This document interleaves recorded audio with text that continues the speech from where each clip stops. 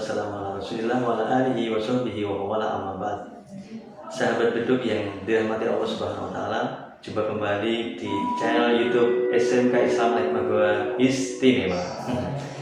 Oke, sahabat beduk, kali ini kami akan mengambil tema tentang mood booster. Ya.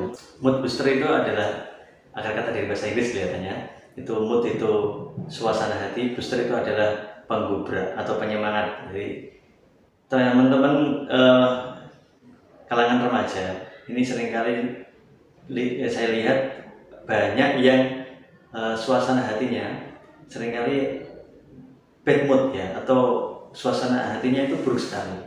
Gejala ini itu sering kita jumpai di mana-mana dan dihadapi oleh berbagai kalangan, baik yang usia muda ataupun yang tua, sama-sama seperti itu.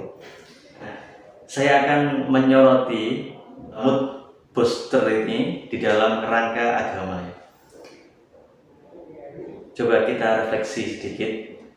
Di dalam agama itu para ulama juga menyebutkan bahwa suasana hati itu terkait dengan keimanan. Ulama menyebut dalam makalahnya itu al-imanu yazidu wa yanqus. Orang awam itu ketika memang dalam suasana hatinya itu tidak bisa stabil, kadang naik, kadang ya juga turun. Nah ini tergantung memang nafsu dari setiap manusia. Ini adalah terjadi pada orang awam. Tapi kalau ini tingkatan nabi, wali dan sebagainya, itu suasana hatinya mesti imannya akan positif terus, semakin bertambah, malah semakin bertambah. Tapi di kalangan manusia awam seperti kita, itu fluktuatif. Orang bisnis mengatakan naik turun, kadang bad mood, kadang ya enak ya moodnya, kadang nggak enak juga. Nah, cara mengatasinya sebetulnya di dalam agama itu bagaimana ketika memang pada posisinya kita adalah bad mood. Nah itu Nabi Muhammad SAW itu memberikan alternatif supaya kita itu suasana hatinya kemudian bisa kembali menjadi enak dan lain sebagainya. Nah itu ternyata tanpa disadari kita sudah terbiasa berkomitmen. Ini yang penting, berkomitmen di dalam sholat itu sendiri. Ya, di dalam sholat itu sendiri coba kita renungkan dan kita bayangkan.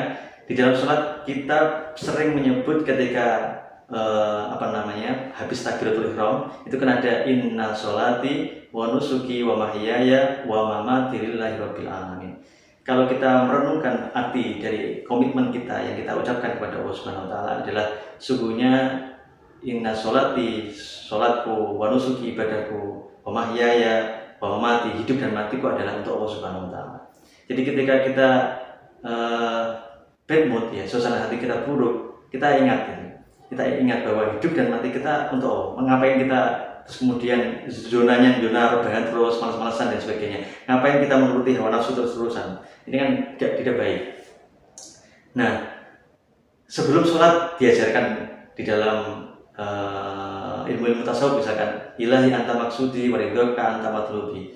Ya Allah, engkaulah tujuan hidupku ya, ilahi anta maksudi warido ke anta matlubi, engkaulah yang aku cari, ridhomu yang aku cari kan gitu. Jadi hidup kamu ketika berkomitmen, berorientasi hanya untuk Allah, maka saya kira ketika terjadi bad mood kita akan menanyakan, loh ngapain saya bad mood, masih ada Allah.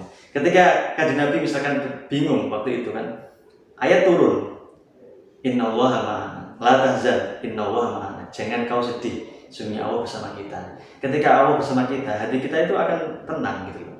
Nggak mungkin bad mood, karena Allah bersama kita. Di dalam Al-Quran juga menyebut bahwa ma'akum aina ma kuntum. Allah itu menyertai kalian dimanapun kamu berada.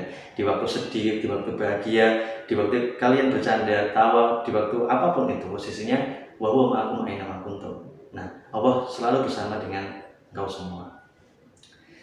Dan tips-tips yang lain ketika kamu berkomitmen seperti itu, yang lain apa? Nah ini ada doa khusus bagaimana kita mengatasi ya gejolak bad mood itu supaya kita itu moodnya selalu baik. Itu di dalam doanya misalkan ada doa ya muhawwilal ahwal hawil halana ila ahsanil hal. Wahai zat yang merubah segala suasana hatiku, gitu.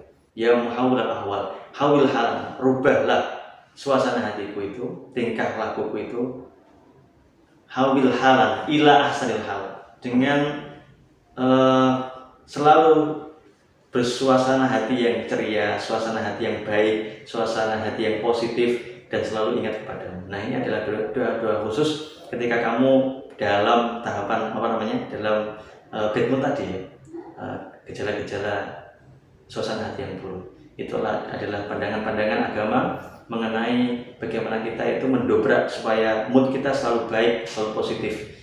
Apapun yang kalian lakukan di dalam bulan puasa ini, misalkan wah bulan puasa terus lapar, dahaga, ngapain ini, nggak ada kerjaan dan sebagainya, rebahan, itu baik-baik saja, tidak apa-apa, tidak masalah, no problem, tidak masalah. Yang penting tetap dalam batasan syariat, itu yang penting yang pertama. Terkadang memang orang itu akan asyik ketika pengen mencari suasana hatinya dengan rekreasi, dengan traveling, dengan sebagainya, itu beraneka ragam manusia memilih jalan itu. Tapi yang terpenting tadi, jangan lupa bahwa kalau kita menuruti nafsu terus-terusan, kita akan diperbudak kan begitu. Itu dalam kacamata agama. Maka marilah kita menstabilkan ketika memang bad mood, kita harus posisinya oh iya, masih ada Allah gitu. Kira-kira begitu. Masih ada Allah. Allah adalah tujuan hidup dan matiku, dan ketenangan ada di sana. Maka Allah kan bilang begini, innallaha la yughayyiru ma biqaumin hatta yughayyiru ma bi anfusihim. Kamu itu ketika memang posisinya lagi seperti itu, rubahlah. Karena yang bisa merubah nasibmu ya diri kamu sendiri.